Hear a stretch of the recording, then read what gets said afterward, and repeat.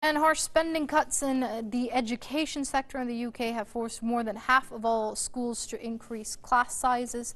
A new survey by the Association of Teachers and Lecturers has found that class sizes are surging in thousands of schools across the country as a result of underfunding. Figures show that over 900 primary school classes had 36 or more students last year. The report has criticized the Department of Education for putting schools under pressure and the future of students at risk by reducing the funding per student. Last month, a group of head teachers wrote to their local lawmakers and ministers, urging them to rethink school finance. The harsh budget cuts have also put students with special educational needs and disabilities at risk of being turned away from local schools.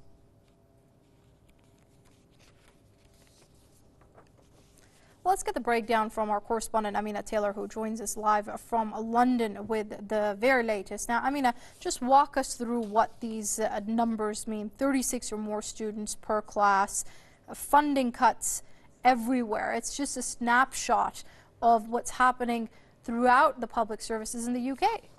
It certainly is, Kenise, and as a mother to an 8-year-old whose school just last week sent us out a letter about this very issue, I can tell you there is some personal concern on this subject. And let me just take something in hand. Justine Greening, who is the Education Secretary, she's inherited a department that essentially promised at the beginning of the Conservative administration that education would be a priority, and now finds herself in a position where she has to make efficiency savings. Cuts, essentially. And this is coming across as a reduction or a relook at something called the pupil premium. So that is how much money each child is allocated by the Department of Education and then through their local council.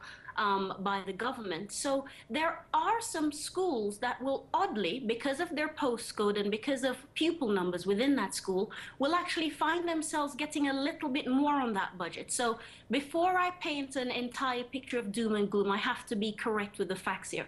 Not every school will find themselves at a disadvantage when these new pupil premiums are re-examined, but the majority of the schools, including, I must say, my son's own school, will find themselves having to make some very tough decisions about where to cut that money.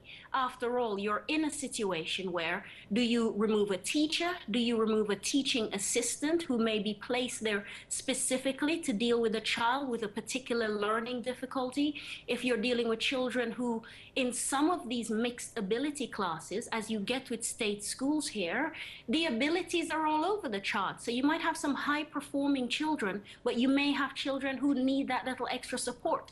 Do you cut things like funding for extracurricular activities? Are we talking about re-looking at the budget for everything from their dinner money, the amount of the different kind of food on the menu, to their playground facilities? Head teachers will have very difficult decisions to make. And it was only a couple days ago that we had Justine Greening herself at a social mobility conference talking about the fact that a mediocre child who went to a high-achieving independent school will end up on average doing better than a brilliant child who went to a school with drawbacks. So even if the government itself is acknowledging that this will become an issue in the future, they seem to be in no hurry, Kenise, to address this rebalance. And we're talking now at my son's school about how, as parents, we can fill that gap.